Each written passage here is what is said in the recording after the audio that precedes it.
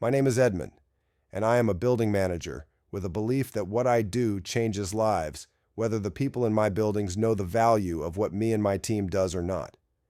In so many ways, we are the invisible people working to provide a clean and healthy workplace.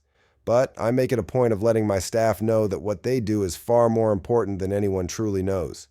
The obvious part of our job is to deliver clean and shiny surfaces, clean bathrooms and eating areas, and a workplace that looks and smells good. A good and committed building manager knows that there is a lot more to the job than changing light bulbs, taking out the trash, cleaning surfaces, and polishing floors. So, let me address one important but little-known issue of building health. You see, I know all that goes on in a building, and the things that can go wrong if my only focus is on shiny floors and smears on glass surfaces. As a professional, I know that a building is more than floors, doors, and odors. I see a building on many dimensions. A building is more than flat surfaces to be cleaned or trash cans to empty. There is lighting, heat and AC, ventilation, entrances and exits, and something else that seriously impacts the health of the workers in the building, including myself and my staff. I'm talking about indoor air quality, or IAQ. You can't see what is in the air, but there is a lot going on in our air than most people will ever consider. I know that indoor air quality can literally be 300 to 400 times worse than the outside air, and the outside air may not be healthy either. Studies show that the average person spends 90% of their lives in buildings. We've all gotten so used to chemical smells that we associate a bleach-sanitized bathroom as a good thing. Well, it is clean and sanitized, but the fumes in the air are actually bad for workers. That's an unfortunate trade-off of clean in exchange for toxic. I know that I could do my job and not worry about recycled trash, chemicals we buy, or the chemical fragrances that the cleaning team sprays as they finish the job.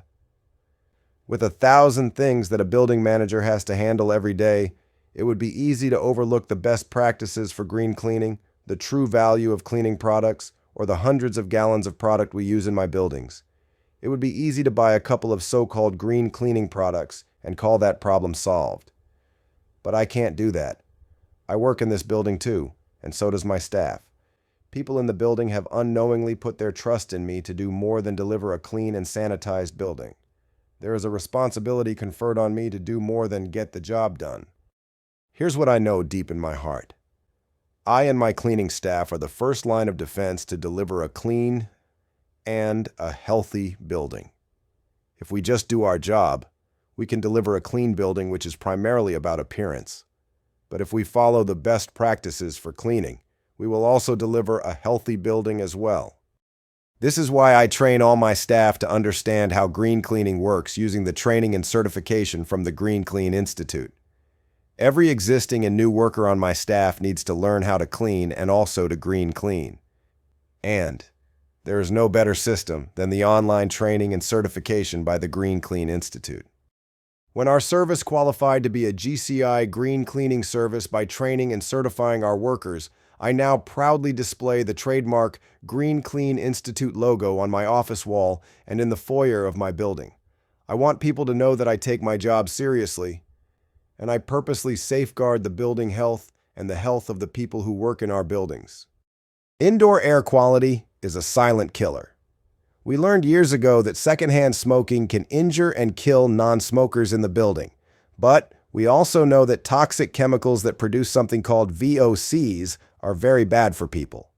Years later, the immune system of workers are weakened, and they are more vulnerable to all kinds of chronic diseases. So, you may never know the building manager or notice the workers in your building, but what they do dramatically touches your life. But I know that my job literally affects hundreds of people, for the worse or for the better. I am proud to be a part of the Make America Green Again project as a part of the Green Clean Institute. My team does more than finish their work each night. They understand that they are frankly saving lives of the people that work in our facilities, and it is likely that they will never hear a word of thanks for going the extra mile. Let me add on extra note of appreciation for the training and certification for the Green Clean Institute. In 2025, they now offer their fantastic online training in any language I need for my staff. Training workers is one of the best ways to deliver a superior service. My job is much easier because I do not need to train everyone or trust another worker to properly train new workers. Every worker on my staff needs to complete the training and certification program from the Green Clean Institute.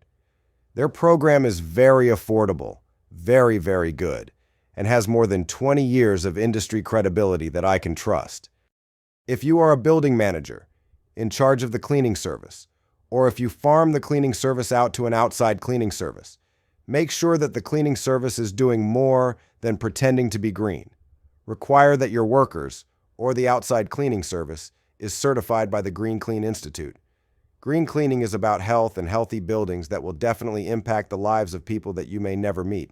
But their life and health is a duty owed them and a responsibility that we carry out every day. Thanks for listening. A healthy building may well be a life or death issue, whether we know it right now or not.